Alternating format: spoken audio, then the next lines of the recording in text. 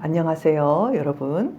자, 오늘은 새로운 방어 기제 도덕화에 대해서 이제 함께 생각을 해볼 거예요. 도덕화라는 말은 여러분이 별로 안 들어보셨을 텐데, 이거는 합리화와 조금 비슷한 그런 거예요. 합리화를 한 번 더 이제 설명을 하고 넘어가자면, 이거는 뭐냐면은 어떤 일이 일어났을 때, 그 일에 대해서 이유를 찾거나, 그건 나쁘지 않았다. 예를 들면 실패했다. 그러면은 그래, 내가 이 실패를 통해서 또 배운 게 많잖아. 그렇게 하면서 이 실패에 대한 이 충격을 이렇게 합리화를 해서 좀 좋은 것으로 여기면서 이렇게 충격받지 않고 넘어가는 거죠. 그러니까 이거는 이제 지적이고 창의적인 사람들이 많이 사용해요. 그리고 이제 좋은 점도 많죠. 뭐냐면은 어떤 경우에도 이거를 긍정적인 면을 찾아내기도 하고, 또 여기에 있는 이유들을 찾아내기도 해서 그 충격들을 되게 완화시키기도 하고, 실제로 실패를 통해서 배운 것도 많이 있고, 또 그런 것들을 내가 잘 흡수하고 그렇게 만들어주는 괜찮은 방어 기제가 이제 합리화거든요. 근데 문제는 뭐냐면은 문제는 뭐든지 다 합리화할 수 있다는 거예요. 그러니까 이 합리화를 사용하게 되면 실제의 그것이 정말 그런지 안 그런지가 문제가 아니라 그냥 다 합리화할 수 있다는 거죠. 예를 들면 얘를 너무 지나치게 야단을 쳤다고 해봅시다. 근데 그 얘를 이렇게 야단을 치고 나면요, 부모들이 마음이 좀 괴로워요. 여러분 그렇지 않아요? 여러분, 저도 이제 얘를 기르다 보면 막 어느 날 내가 너무 화가 나서 얘한테 막 이제 소리도 크게 내면서 막 너 왜 그랬니? 그래가지고 되겠니? 그렇게 할 때가 있어요. 얘들을 키우다 보면. 근데 그렇게 하고 나면 너무 마음이 아프고 막 저녁에 잠을 자려고 하는데 내가 왜 그랬을까? 막 이런 생각을 하게 된단 말이에요. 그런 게 이제 자아가 이제 처리해야 될 되게 큰 부담이거든요. 근데 이제 합리화를 하는 분은 이렇게 생각할 수가 있어요. 예를 들면 뭐야, 내가 잘 되라고 그런 거지 뭐. 그러니까 자기의 이 조금 심하고 좀 이렇게 좀 나쁜 공격성으로 얘한테 나온 것조차도 그래, 내가 좀 잘못했어. 너무 마음 아프다. 이렇게 가야 될 거를 합리화를 하면 이렇게 되는 거예요.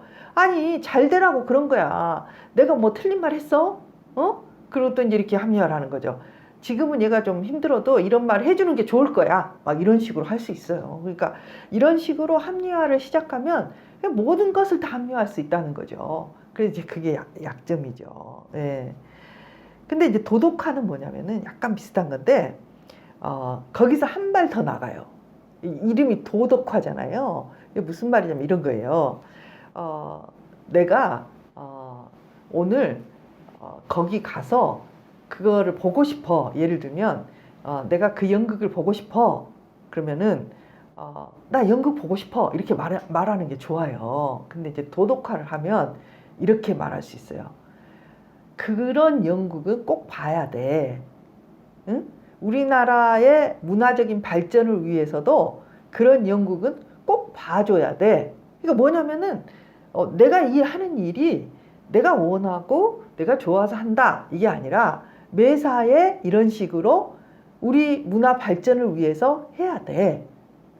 또 그런 거는 사야 돼. 그건 지금 꼭 해야 될 시기야. 이렇게 해서 나의 결정을 어떻게 만드냐면 해야 되는 일로 만드는 거죠.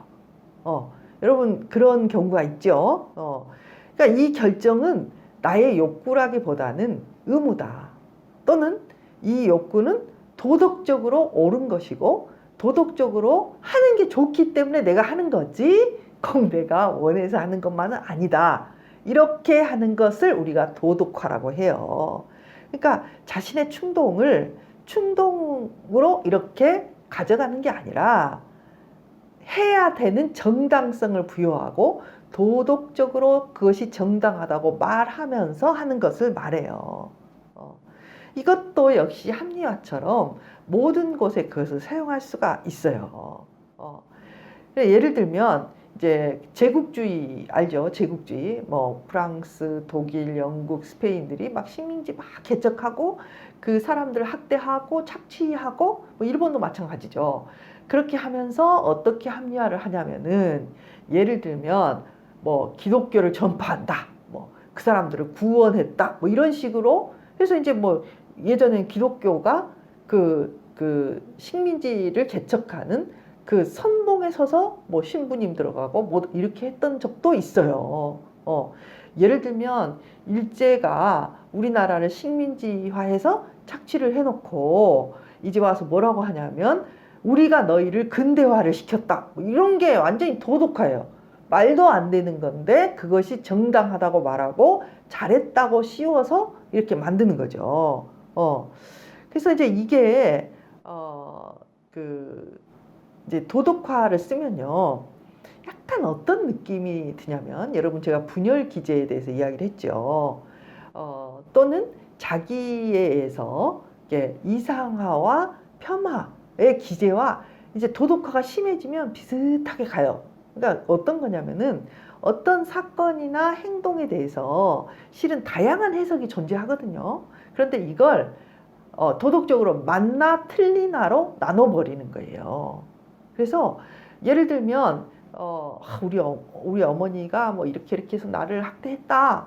그러면은 여기에 대해서 이제 다른 사람들이 그 어머니가 그렇게 하다니 왜 그랬지? 라고 말하면 이제 이게 어머니를 비난하는 게 되고요. 만일에 어머니를 비난하지 않으면 그 어머니의 학대를 용인하는 사람이 되고 그러면은 다른 사람이 이 어머니에 대해 내 어머니에 대해서 비난하거나 또는 나의 학대를 용인하거나 두 가지로 나눠지는 거예요. 그래서 이 도덕화를 하는 사람들의 나중에 이제 끝은 어떻게 되냐면은 굉장히 단순한 이해력 위에서 흑백 논리처럼 나가버리기 때문에 자기도 힘들고 다른 사람도 힘들어질 수 있다는 거죠. 그렇다면은 우리가 한번 생각해 보세요.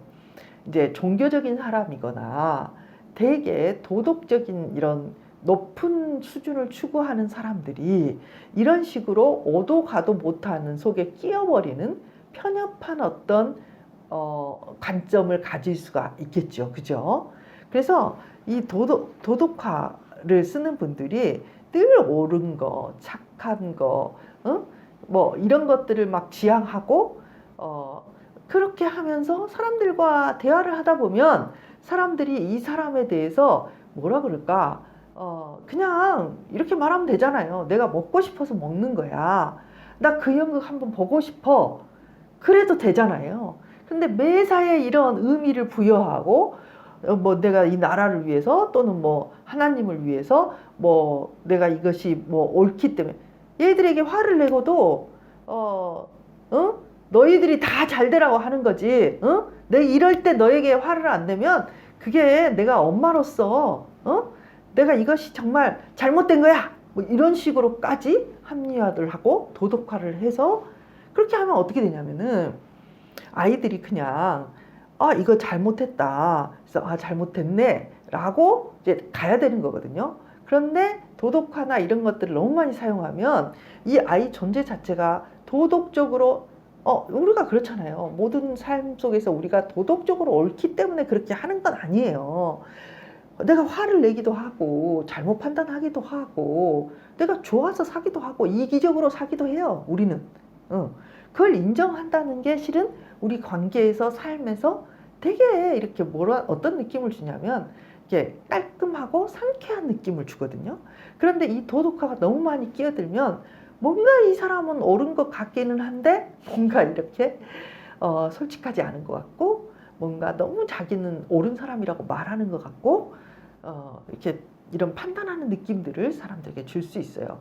근데 이게 무의식적인 기제이기 때문에 자기는 그걸 모른다는 거죠. 특히 제가 이제 좀 말을 드리고 싶은 분들은 이렇게 종교인 옳은 걸 너무 지향하고 그래야 된다고 생각하는 종교인, 그 다음에 저같이 뭘 가르치는 뭐 교수, 선생님 이런 지도적인 위치에 있는 사람이 도덕화를 많이 쓰게 되면 참 옆에 있는 사람들이 불편해져요. 아시겠죠? 자기를 있는 그대로 그렇게 도덕적이지 않아요. 우리가 본질적으로. 그리고 그렇게 우리가 이기적이 아닌 선한 사람도 아니에요. 그렇게 되려고 노력을 할 뿐이죠.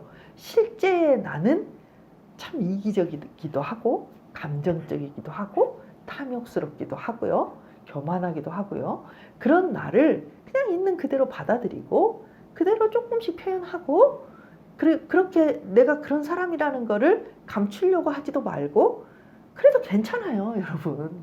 우리는 그런 존재고 그런 걸 갖고 있다고 해서 내가 아주 나쁜 사람이 되거나 막 비난을 받아야 되는 그런 존재가 아니에요. 아시겠죠, 여러분? 우리가 혹시 도덕화의 함정에 빠지지 않도록 다른 사람 말할 필요 없죠. 저부터도 마찬가지니까요. 뭐 좋은 말 가르치고 좋은 이야기 하고 뭐 모범이 돼야 되고 딱 이런 사람들이 위선자가 되고 도덕화를 사용하기 좋은 사람이에요, 여러분. 우리가 그 함정에 빠지지 않도록 노력해야 되겠죠. 그러려면 자기 수용, 있는 그대로의 부족한 나를 그냥 바라보고 나부터 그럴 수 있지. 너무 높은 수준의 나를 맞춰놓고 그래야만 한다라고 하지 말고 그냥 나도 그냥 나약하고 이기적이고 부족한 인간인 거를 인정하고 그 인정된 나를 받아들이고 그래 너가 그렇게 약하지. 그렇다고 해서 네가 그렇게 보잘것없고 가치 없는 건 아니야. 잘하려고 하고 있잖아. 이렇게 하면서 이 도덕화를 쓰지 않았으면 좋겠어요, 여러분. 아시겠죠? 자, 오늘은 여기까지. 다음 시간에 또 다른 주제로 함께 만나요.